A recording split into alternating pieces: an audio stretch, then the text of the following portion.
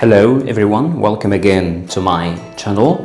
So I hope the previous lesson was very essential and very helpful. So we are still talking about the CRMEF entrance exam preparations and some tips, pieces of advice that you have to consider for the CRMEF entrance exam.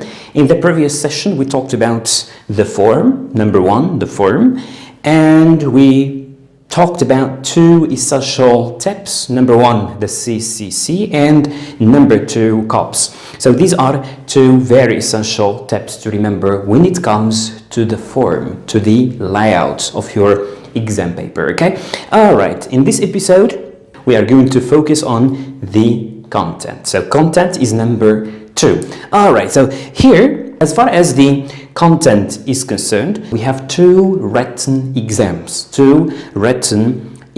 Number one is the one that has to do with English, okay? This one is very, very important because it is your subject, the subject that you are going to teach, English. This is exam number one. Exam number two has to do with what we call education sciences, okay? Education sciences. So this is number two, okay? This is number two, okay? So English is number one and education sciences is number two. And remember, education sciences is always in Arabic, okay? All right, okay? Now let's start with English. It's the subject that you are going to teach. As far as English is concerned, you will be tested in two matters. Number one is English language in general, okay? English language in general. And here I can say that this has to do with language, okay? So here you will be tested in your knowledge, your general knowledge as far as the English language is concerned, okay? This is number one.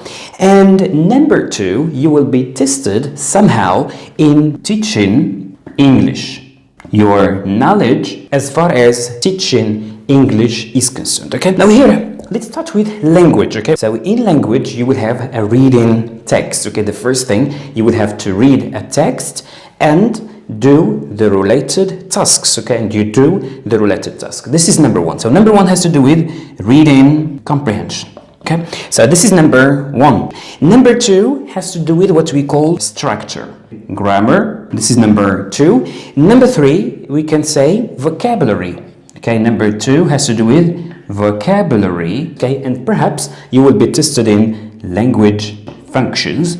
And finally, there is what we call writing, okay? Okay, so number one, this is number one. Number two, number three vocabulary, number four function, and five writing, okay? So the reading comprehension, you will have to read the text and do the related tasks, true or false, to answer the questions. You might have reference exercise, okay? Some reference exercises, like for example, you might find an underlined word or an underlined expression and you identify what that expression or word refer to. So reference exercise related to comprehension. Vocabulary, you might be given a certain word in the text and you find, for instance, synonym or antonym, explanation, etc. So I can say here, in reading comprehension, before you read the text, try to survey the text. Try to look at the pictures if you have some pictures.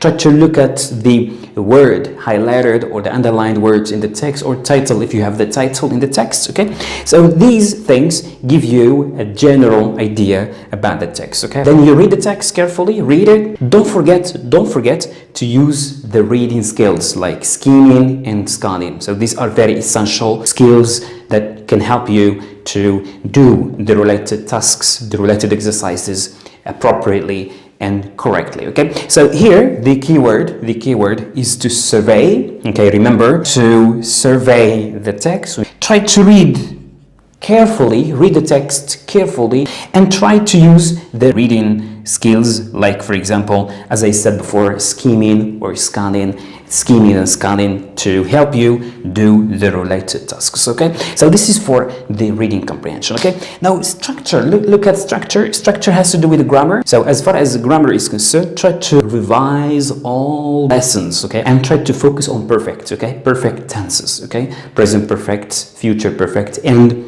past perfect. Okay, this is number one.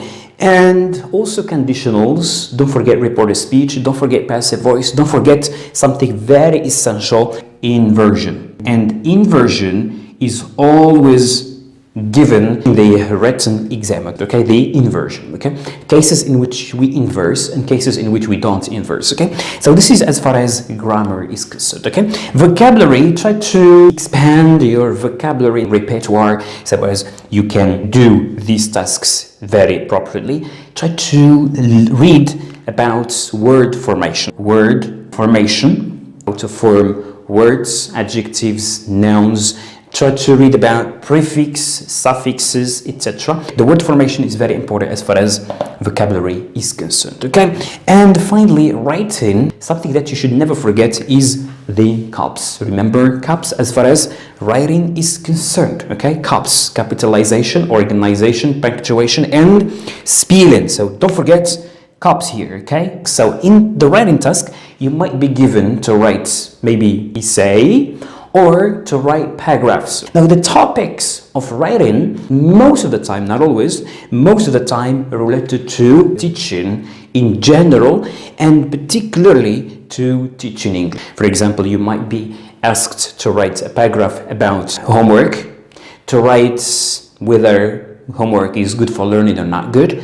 You will perhaps be asked to write about how to deal with certain cases in your class, for example, disruptive student or student who come late, etc. So here you may be asked to explain something, to explain a quote or whatever, or to give your opinion about a certain matter related to teaching English practices. Okay, so this has to do with language, number one. Okay, now we talk about the second part as far as content is concerned, and which has to do with teaching English. Okay, teaching English.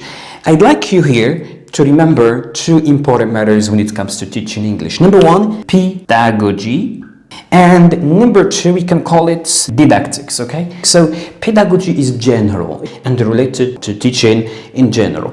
But when we talk about didactics is specific to a certain subject, For example, the techniques, methods that we use for teaching English have to do with didactics, okay? But pedagogy is general, okay? So in didactics, you have to remember three important steps. Number one is what we call planning. And number two, managing. And number three has to do with assessments, okay? With assessment. So planning is number one. So planning is something that we do before going to class, okay? So this has to do with lesson plan, to plan before you go to the class. And number two has to do with managing, to manage your class, okay, to manage your class. How are you going to put what you planned before into practice, okay? It has to do with monitoring, with controlling the class and activities that you do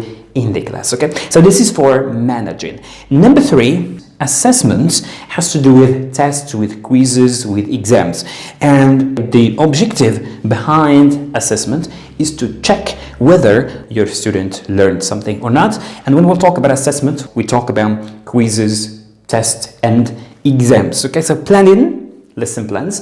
And when we'll talk about planning, we'll talk about teaching, reading, listening, writing, grammar, etc. So you should be aware of this. So here I am just giving you headlines, okay? Just giving you headlines. You can read about that, okay? Pedagogy is, as I said before, general. And here we can talk about something like learning theories. We can also talk about classroom management theories. We can also talk about the use of technology in teaching, learner differences, etc., etc. So these are things that we can talk about as far as pedagogy is concerned, okay? Okay, we will talk about this when we talk about the oral exam, because details about this is something that you will need in the oral exam more than the written exam, okay? So here, for exercises that you will have here are most of the time multiple choice exercises. For example, to take the correct answer or to choose the correct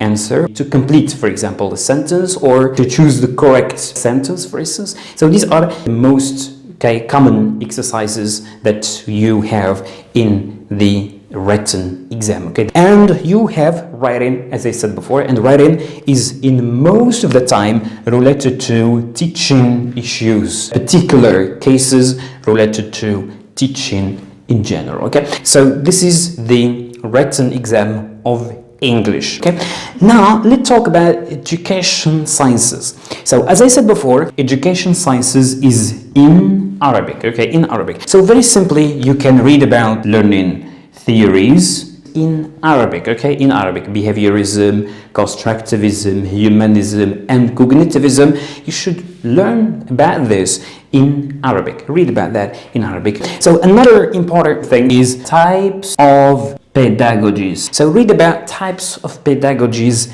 in Arabic, so you can have a general idea about pedagogies and types of pedagogies. Another important thing, novelties. Read about novelties in the Moroccan educational system. And here we particularly mean the reforms that Moroccan educational system has gone through, all the reforms, okay? And try to read these reforms, try to remember and study these reforms in details, okay? So this is what I can say as far as education sciences is concerned, okay?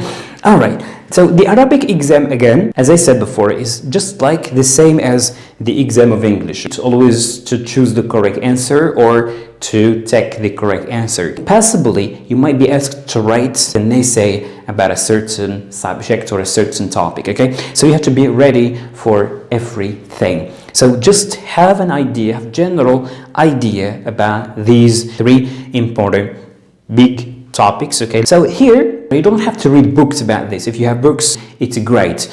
However, you can only Google these things and get information about this, okay? So here, you don't just read and go. No, read and try to summarize, take notes, so as it will be easier for you and master these topics, okay? Master these topics, okay? Now, as far as the teaching of English is concerned, I can give you three important references. This is reference number one. It is English language teaching guidelines for the second year baccalaureate. This one is very important because it gives you summary about teaching of skills, okay? Teaching reading, teaching grammar, teaching vocabulary, teaching writing, etc. Number two, you can read techniques and principles in language teaching. This is by Larson Freeman, okay, by Larson Freeman. This is a very interesting book to read about teaching methods. And what is interesting about this book is that it gives you theory and practice, okay, theory and practice, okay. Number two, you can read Learning Teaching. This book is by Jim Scrivener. So this one again gives you details as far as the didactics of language teaching is concerned, okay? You can just Google these and you find them as PDF format and you read them. Don't just read, summarize and take notes, okay? Now something very important I'd like you to remember to do the exam appropriately is to remember what we call time management. So don't waste all your time and spend something like 2 hours with the reading comprehension text and you forget about the other task. No, try to manage your time so as you can do all the exercises. This is number one. Don't miss any exercise. Don't go out before the bell rings. Never. Don't be quick. Don't be in hurry. Try to devote 5 minutes for revision. You might notice some mistakes and you correct that, okay? So manage your time so as you finish the exam on time. All right, so this is all that I can say as far as the written exam is concerned, and particularly the contents. I hope you find this helpful. If you have any question or suggestion, don't hesitate to mention that in a comment. This is for the written exam. In the other episodes, we will talk about the oral exam, or what we call the interview. See you then, have a good time, and goodbye.